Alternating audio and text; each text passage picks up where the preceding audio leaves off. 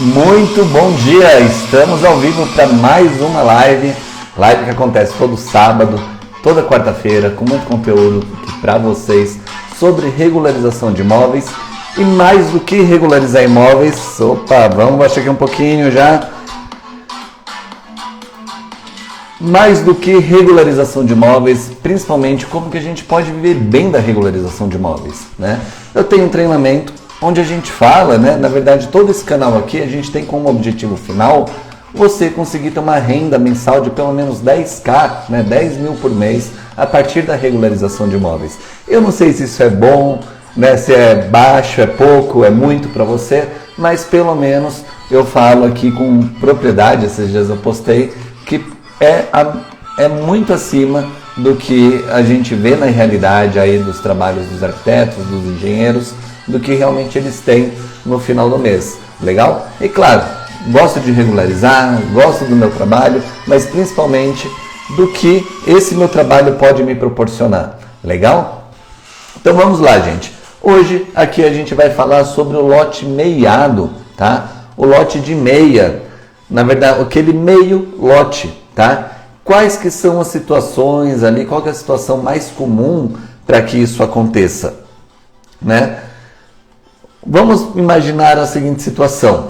Eu quero comprar um lote porque eu quero construir, vou casar, enfim, eu quero comprar alguma coisa. Porém, a maioria das vezes que a gente vê que acontece, eu não tenho capital para comprar aquele lote.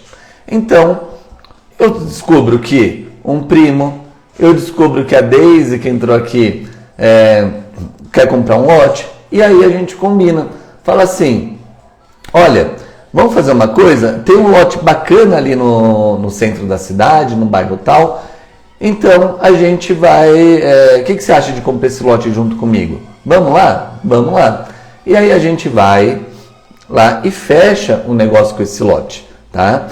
Aqui a gente está falando, gente, de um lote perfeitamente descrito, um lote perfeitamente documentado, com matrícula, tá? Porque senão isso daí também é um outro assunto que dá para a gente trazer aqui numa outra oportunidade. Mas vamos partir do princípio que esse lote está todo ok. E chego então eu e a Daisy lá no lote e a gente fala assim, olha, legal, vamos comprar, a gente vai comprar esse lote aqui em sociedade. Como que essa documentação ela vai ser feita? Tá? Ela vai falar que eu sou dono de 50% e que a Daisy ela é dona de 50% desse imóvel. Não é permitido você gravar na matrícula hoje, tá? Uma fração ideal de um lote. Você não pode mais fazer isso. Ah, Igor, mas eu vi aqui uma matrícula onde fala que o Martins ele tinha aqui 25% de um imóvel, tá? Essas descrições normalmente são mais antigas, tá? Hoje em dia não é possível mais você gravar uma fração ideal. Vamos resumir. Eu comprei o lote de meia com a Daisy. Como que esse lote como que essa documentação vai acontecer? Fala que é um lote com 300 metros quadrados, por exemplo, a descrição do lote total e que eu comprei junto com a Daisy, ou seja, eu sou dono de 50% desse lote e a Daisy é dona de 50% desse lote também, tá? Ou seja, é como se a gente tivesse, e de fato é, uma sociedade.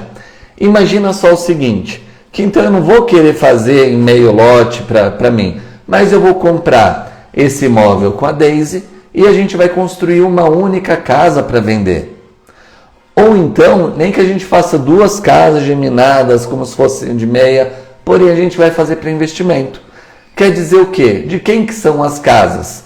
As duas casas são dos dois. Então, isso começa a gerar alguns conflitos que a gente vai trazer aqui para a live, para a gente contextualizar quais são os riscos de você ter a situação do lote de meia. Bom, situações mais comuns, vamos partir do mais comum, depois a gente vai passando aí quais são as broncas maiores. Situação mais comum, eu comprei um lote com a Daisy e aí ficou combinado, né? Daisy, olha, então o lote a gente vai comprar, mas de boca, grande maioria das vezes isso acontece de boca, fala assim, ó, então eu vou ficar com uma parte e você vai ficar com a outra. Essa informação ela não está ainda regulamentada, documentada. Qual parte que é minha, qual quinhão que é o meu e qual quinhão que é o da Daisy. Então, de novo, nós dois somos donos de 50% de tudo, tá? Documentalmente. Mas combinado eu vou ficar aqui do lado esquerdo e a Daisy do lado direito. E aí o que acontece? Situação mais comum que tem. Eu começo a pagar meu IPTU e a Daisy não paga a parte dela. Cara, e isso daí começa a dar uma briga, um mal-estar, um conflito ali. Por quê? Eu tenho que ficar pegando no pé da Daisy para cobrar. Como o lote está no nome dos dois, se não pagar o meu nome pode ser negativado na prefeitura. Então eu vou lá e me sinto obrigado a pagar porque eu gosto das coisas direitinho e eu começo a ficar incomodado com essa situação. Surge muito cliente com esse tipo de situação no escritório e já dando spoiler aqui, que é onde a gente vai chegar, situação de desdobro, tá? O cliente me procura para fazer desdobro muito por conta de conflito de IPTU. Qual que é a outra situação? A unidade mínima, gente, quando a gente fala de um documento, isso é o princípio da unicidade do registro de imóveis, que ele fala que cada matrícula é única, né? Cada matrícula ela está ali gravada, um único lote. E o lote é a unidade mínima para se construir. Não existe aquela situação do meio certo. Eu tenho um lote aqui meiado, então esse meu lote meiado, eu tenho minha casa que está direitinho e a Daisy fez a construção dela toda de qualquer jeito, então não tem como a minha casa estar ok e a Daisy ter o lote dela, a construção dela irregular. Tá? Não existe. O lote mínimo a unidade mínima é justamente o lote. Legal? Então, sabendo disso, imagina a situação. Vem um carnezinho só de IPTU em nome dos dois. Isso também é um ponto que vale a pena a gente fazer um parênteses, que de quem que é o lote? Igor e Daisy. Normalmente no carnê de IPTU, na capa, o carnezinho mesmo, ele vem gravado o nome de uma única pessoa. Isso é muito comum. Porém, no cadastro da prefeitura, está citando a Daisy como uma coproprietária, né? Está citando o nome de nós dois, mas no carnê de IPTU muitas vezes vem no nome de uma única pessoa, tá? Mas isso não quer dizer nada. Inclusive, carnê de IPTU não quer dizer nada em relação à propriedade do imóvel. Bom, mas vamos voltar aqui para a situação do IPTU.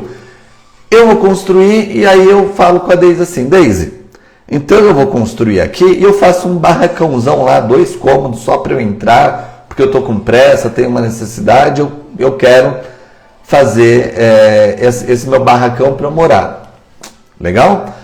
A Daisy, na metade dela, vai construir. Só que a Daisy constrói uma baita de uma mansão, não sei quantos andares, área de lazer, constrói uma área muito bacana. E aí o que vai acontecer? O carnezinho de IPTU ele ainda é unificado. Ou seja, o IPTU ele vai levar em consideração a metragem de terreno e também a metragem de construção. A gente tem material aqui no canal sobre IPTU, como que é feito o cálculo, tá? Enfim, mas daí a prefeitura vai começar a cobrar. Eu tenho o meu barracãozão lá de 50 metros quadrados, que seja, e a Daisy fez 1.000 metros quadrados. O que a prefeitura vai lançar? 1.050, tá? E aí, como que isso daí vai ser dividido, né, para os dois? Começa a dar conflito também. Então chega cliente no escritório e fala assim, poxa, o cliente construiu aqui uma casa gigante na parte dele, o IPTU veio muito mais caro, né? Tá muito mais caro, então o combinado que a gente era de pagar metade, mas eu não estou agindo justo. E o cliente vem procurar para também fazer o processo de desdobro. Ok, aí vamos complicar um pouquinho mais, que a gente já viu algumas situações. Eu sempre gosto de trazer alguns casos reais, tá, gente? Para ilustrar um pouco e a gente poder contextualizar tudo e a gente poder identificar. É muito bacana a gente entender por que a gente tem que saber quais situações acontecem, na verdade, para que a gente saiba, né, identificar, de repente, até mesmo quando o cliente te procura, você conseguir orientar esse cliente sobre os possíveis riscos que ele nem está imaginando. Você está curando uma dor que o cliente nem tem ainda. Ou então que você saiba aquelas situações para poder identificar e na hora de poder vender um serviço. Que é esse o nosso objetivo, poder vender nosso trabalho e poder monetizar com isso. Bom, gente, então voltando aqui de novo para o meu lote com a Deise, onde eu construí um barracão e a Deise construiu a mansão dela. Aí, passa um tempo, a Deise fala o seguinte: Igor, eu vou vender a minha casa, achei um comprador. Legal. Aí, outro conflito que tem, que aí a gente já começa a complicar. Se a Deise é dona de 50% de tudo, eu sou o dono dos outros 50%. Então, vai ter que ter a minha anuência, a minha assinatura nesse documento, para que a Deise venda a parte dela. Afinal, a parte dela interfere na minha parte, porque são duas, ela é dona de 50% do todo. Lembra que não existe a discriminação que ela ficou do lado direito, eu fiquei do lado esquerdo? Então, vai precisar da minha assinatura, minha anuência. E aí eu já vi acontecer do caso da pessoa, fala assim, olha, eu vou vender, e a pessoa fala assim, rapaz, você sabe, foi exatamente assim que aconteceu.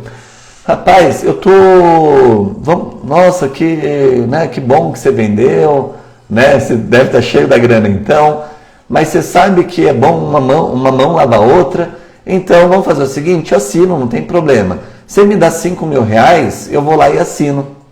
Só assim, poxa, é uma baita de uma sacanagem. Porém, eu já vi esse tipo de situação acontecer, tá, gente?